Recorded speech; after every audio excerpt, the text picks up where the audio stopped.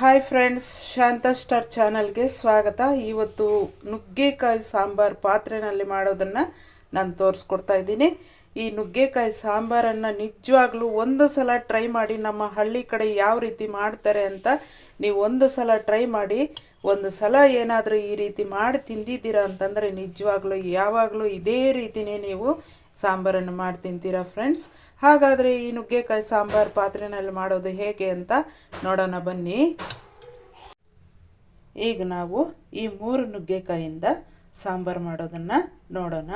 ತುಂಬಾ ಟೇಸ್ಟಾಗಿರುತ್ತೆ ಫ್ರೆಂಡ್ಸ್ ನುಗ್ಗೆಕಾಯಿ ಸಾಂಬಾರು. ಅದನ್ನು ಹೇಗೆ ಮಾಡಬೇಕು ಅನ್ನೋದೇ ಬರಬೇಕು ಎಲ್ಲರಿಗೂ ಅಷ್ಟೇ. ಈಗ ಈ ಸಾಂಬಾರು ಅಷ್ಟೇ ರುಚಿಯಾಗಿ ಇರುವಂಥ ಸಾಂಬಾರು. ಮೊದಲು ನಾವು ಒಂದು ಪಾತ್ರೆಗೆ ನೋಡಿ ಅರ್ಧ ಭಾಗಕ್ಕೆ ನೀರನ್ನು ತೆಗೆದುಕೊಂಡಿದ್ದೀನಿ, ಬಿಸಿ ಆಗಿದೆ. ಈಗ ತೊಗರಿಬೇಳೆನ ನಾನು ಸ್ವಲ್ಪ ಸೇರಿಸ್ತಾ ಇದ್ದೀನಿ.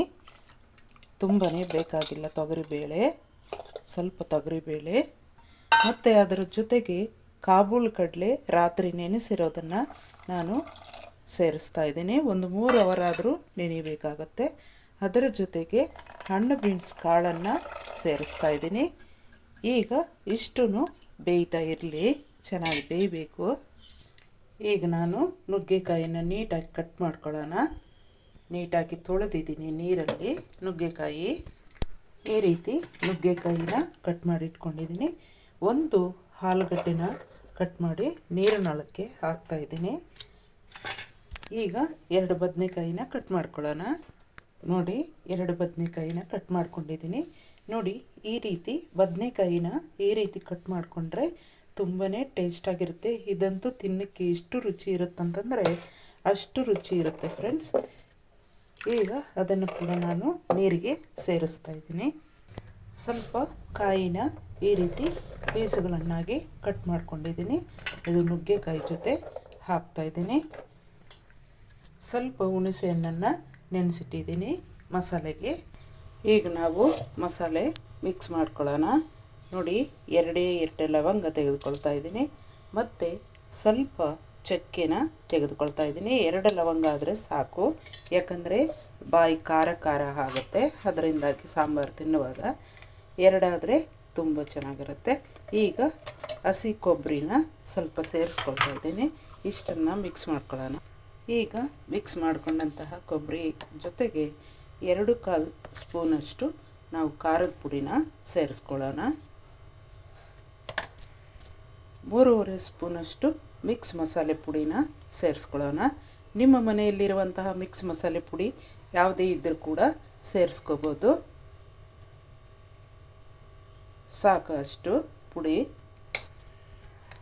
ಮಿಕ್ಸ್ ಮಸಾಲೆ ಪುಡಿ 3-1/2 ಸ್ಪೂನ್ ಆದರೆ ಮತ್ತು ಅದರ ಜೊತೆಗೆ ನಾವು ಅರಿಶಿನ ಪುಡಿ ಕೂಡ 1/4 ಸ್ಪೂನಷ್ಟು ಸೇರಿಸ್ಬೇಕು. ಅದರ ಜೊತೆಗೆ ಒಂದು ಬೆಳ್ಳುಳ್ಳಿನ ಸೇರಿಸ್ತಾ ಇದ್ದೀನಿ. ಈಗ ಸ್ವಲ್ಪ ನೀರನ್ನು ಸೇರಿಸಿ ನೈಸಾಗಿ ಮಿಕ್ಸ್ ಮಾಡ್ಕೊಳ್ಳೋಣ. ಈಗ ಈ ಮಿಕ್ಸ್ ಆದಂತಹ ಇಂಗ್ರೀಡಿಯೆಂಟ್ಸ್ ಜೊತೆಗೆ ನಾವು ಸುಟ್ಟುಕೊಂಡಂತಹ ಈರುಳ್ಳಿ ಒಂದನ್ನು ಸೇರಿಸೋಣ. ಇದನ್ನು ಪೂರ್ತಿ ನೈಸಾಗಿ ಮಿಕ್ಸ್ ಮಾಡ್ಕೊಂಬಿಡೋಣ. ಮಿಕ್ಸ್ ಆಯಿತು ಮಸಾಲೆ. ಅದರ ಜೊತೆಗೆ ಹುಣಸೆ ಹುಳಿನ ಕೂಡ ಸೇರಿಸ್ತಾ ಇದ್ದೀನಿ. ಹಾಗೆ ಇಡೋಣ. ನಿಮಗೆ ಕಾಳು ಬೇಳೆ ಬೇಯುವಂಥ ಟೈಮಿಂಗ್ಸ್ ಅಂತಂದರೆ ನೀವು ತರಕಾರಿ ಕಟ್ ಮಾಡಿಕೊಂಡು ಮಸಾಲೆ ರುಬ್ಕೊಳ್ಳೋ ತನಕ ಬೆಂದರೆ ಸಾಕು, ಅಷ್ಟೊತ್ತಿಗೆ ಬೆಂದಿರುತ್ತೆ. ಈಗ ನಾವು ನುಗ್ಗೆಕಾಯಿನ ಸೇರಿಸ್ತಾ ಇದ್ದೀನಿ. ನುಗ್ಗೆಕಾಯಿ ಮತ್ತು ಕೊಬ್ಬರಿ ಮತ್ತು ಬದನೆಕಾಯಿ ಆಲೂಗಡ್ಡೆನ ಸೇರಿಸ್ತಾ ಇದ್ದೀನಿ. ಪಾತ್ರೆನಲ್ಲೇ ಮಾಡಿ ಫ್ರೆಂಡ್ಸ್, ತುಂಬಾ ಟೇಸ್ಟಾಗಿರುತ್ತೆ.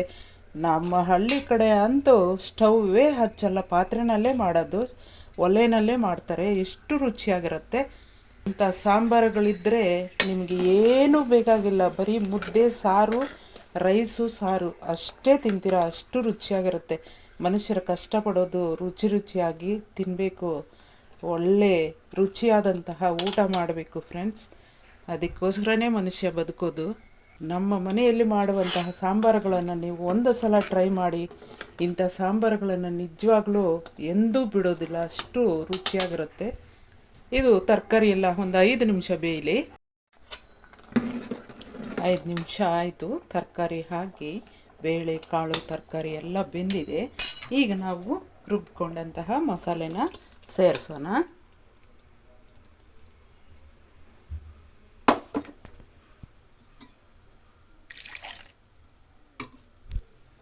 ತುಂಬಾ ನೀರನ್ನು ಸೇರ್ಸಕ್ಕೆ ಹೋಗ್ಬೇಡಿ. ಮೊದಲೇ ನೀರು ಹಾಕಿರ್ತೀವಿ ಜಾಸ್ತಿ.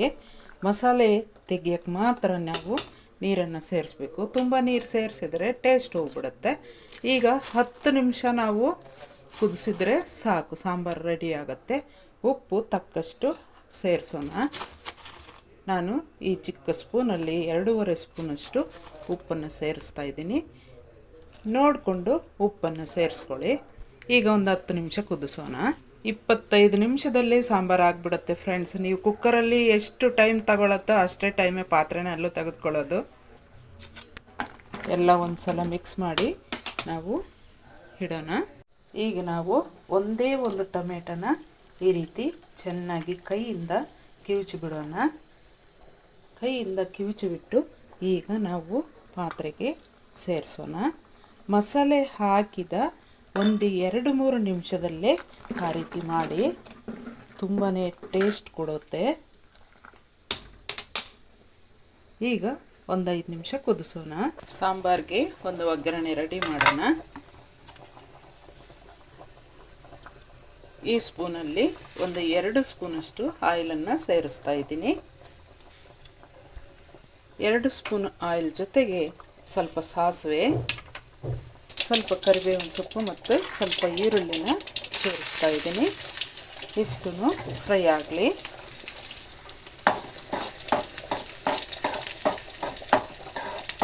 ಒಗ್ಗರಣೆ ಮುಖ್ಯ ಫ್ರೆಂಡ್ಸ್ ಸಾಂಬಾರಿಗೆ. ಸಾಂಬಾರು ಇನ್ನೇನು 1 ನಿಮಿಷದಲ್ಲಿ ಇಳಿಸ್ತೀವಿ ಅಂತಂದಾಗ ಒಗ್ಗರಣೆ ಕೊಟ್ಟರೆ ತುಂಬಾ ಟೇಸ್ಟಾಗಿರುತ್ತೆ. ರೆಡಿ ಆಗಿದೆ ಒಗ್ಗರಣೆ. ಸ್ಟವನ್ನು ಆಫ್ ಮಾಡ್ತಾ ಇದ್ದೀನಿ. ಈಗ ಪಾತ್ರೆ ಸಿಮ್ಮನ್ನು ಸ್ವಲ್ಪ ಡೌನ್ ಮಾಡ್ಕೊಳ್ಳೋಣ. ಡೌನ್ ಮಾಡಿಕೊಂಡು ಆ ಒಗ್ಗರಣೆನ ಪಾತ್ರೆಗೆ ಸೇರಿಸೋಣ. 1-2 ನಿಮಿಷ ಹಾಗೆ ಸಾಂಬಾರನ್ನು ಕುದಿಸಿದರೆ ಬಹಳ ರುಚಿ ಅಂತಂದರೆ ನಿಜವಾಗ್ಲೂ ಸ್ವರ್ಗನೇ ಇಳಿದು ಬರುತ್ತೆ. ಈ ಸಾಂಬಾರು ತಿಂದರೆ ಅಂತೂ ಅಷ್ಟು ರುಚಿಯಾಗಿರುತ್ತೆ. ಎಂದು ಮಾಡಿರಲ್ಲ ಅಂತ ಅನಿಸುತ್ತೆ. ಎಲ್ಲರೂ ಈ ರೀತಿ ಒಂದು ಸಲ ಟ್ರೈ ಮಾಡಿ. ಟೊಮೆಟೊ ಮಾತ್ರ ಮೊದಲೇ ಹಾಕಬೇಡಿ.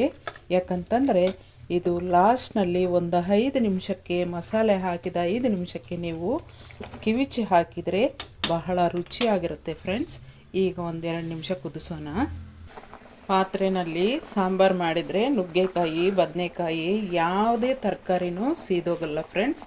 ಹಾಗಾಗಿ ಪಾತ್ರೆಯಲ್ಲಿ ಮಾಡಿದರೆ ತುಂಬಾ ರುಚಿಯಾಗಿರುತ್ತೆ ಅಂತ ಪಾತ್ರೆಯಲ್ಲಿ ಮಾಡೋದು. ಈಗ ಆಯಿತು ಸಾಂಬಾರು. ನೀನು ಸ್ಟವ್ ಆಫ್ ಮಾಡ್ತೀನಿ ಒಂದೇ 1 ನಿಮಿಷದಲ್ಲಿ. ಈಗ ಸ್ಟವನ್ನು ಆಫ್ ಮಾಡ್ತಾ ಇದ್ದೀನಿ. ಈಗ ಸಾಂಬಾರನ್ನು ಸರ್ವಿಂಗ್ ಬೌಲ್ಗೆ ತೆಗೆದುಕೊಳ್ಳೋಣ. ನೋಡಿ ಎಷ್ಟು ಚೆನ್ನಾಗಿ ಕಾಣಿಸ್ತಾ ಇದೆಯಲ್ಲ, ನುಗ್ಗೆಕಾಯಿ ಎಲ್ಲ ಮೇಲೆ ತೇಳ್ಕೊಂಡು ತುಂಬಾ ಟೇಸ್ಟಾಗಿರುತ್ತೆ ಫ್ರೆಂಡ್ಸ್. ನುಗ್ಗೆಕಾಯಿ ಸಾಂಬಾರು ಈ ರೀತಿ ಒಂದು ಸಲ ಟ್ರೈ ಮಾಡಿ. ಸ್ವರ್ಗನೇ ನಿಮ್ಮ ಮುಂದೆ ಇಳಿದು ಬಂದಂಗೆ ಇರುತ್ತೆ.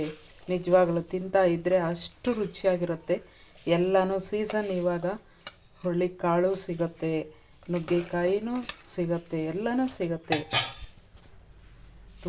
ತುಂಬಾ ರುಚಿಯಾಗಿರುತ್ತೆ. ಈ ರೀತಿ ಒಂದು ಸಲ ಟ್ರೈ ಮಾಡಿಬಿಡಿ ಸಾಂಬಾರು. ನಮ್ಮ ಮನೆಯಲ್ಲಿ ಮಾಡುವಂಥ ಸಾಂಬಾರುಗಳನ್ನು ನೀವಂತೂ ಒಂದು ಸಲ ಟ್ರೈ ಮಾಡಿ, ಆನಂತರ ಅದೇ ರೀತಿಯೇ ಮಾಡಿ ತಿಂತೀರ. ತುಂಬಾ ರುಚಿಯಾದಂತಹ ನುಗ್ಗೆಕಾಯಿ ಸಾಂಬಾರು ರೆಡಿ ಆಯಿತು. Thank you.